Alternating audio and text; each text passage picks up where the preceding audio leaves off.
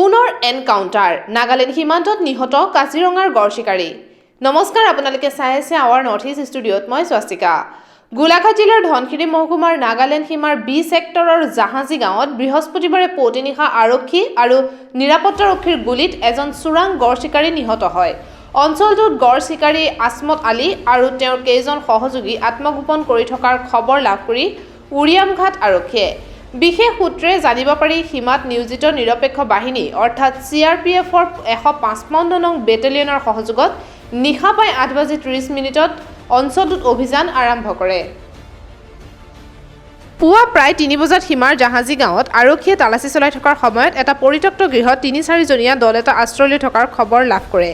আৰক্ষী আৰু নিৰাপত্তাৰক্ষীৰ দলটো দেখি লোককেইজনে পলাবলৈ চেষ্টা চলায়। তেওঁলোকক আৰক্ষীয়ে ৰ'বলৈ নিৰ্দেশ দিয়ে যদিও দলটোৱে আৰক্ষীৰ গালৈ গুলী চালনা কৰে। প্ৰত্যুত্তৰত আৰক্ষীয়েও গুলী চলোৱাত এজন লোক আহত হয়। আহত লোকজনক আৰক্ষীয়ে ততাতৈয়াকৈ সৰুপথাৰ চিকিৎসালয়লৈ প্ৰেৰণ কৰে। হস্পিটেলৰ চিকিৎসকে তেওঁক মৃত ঘোষণা কৰে। মৃত ব্যক্তিজন বিশ্বনাথ চাৰিআলি সৈয়দ আব্দুল সৈয়দ বুলি চিনাক্ত কৰা হয়। ইপিনে দলটোৰ বাকী সদস্যকেইজনে আন্ধাৰৰ সুযোগ লৈ পলাই যাবলৈও সক্ষম হয়। আৰক্ষী আৰু নিৰাপত্তাৰক্ষীয়ে তেওঁলোকক ধৰিবলৈ অঞ্চলটোত অভিযান অব্যাহত ৰাখিছে। আনহাতে ঘটনাস্থলীৰ পৰা আৰক্ষীয়ে এটা পিষ্টল, এজাই সক্ৰিয় গুলী আৰু 2টা খালী কাৰ্টিজ উদ্ধাৰ কৰিছে। আৰক্ষীয়ে নিহত ব্যক্তিগৰাকীক কাজিৰঙাৰ গড়ৰ চোৰাং চিকাৰীৰ সৈতে জড়িত থকাৰ সন্দেহ প্ৰকাশ কৰিছে।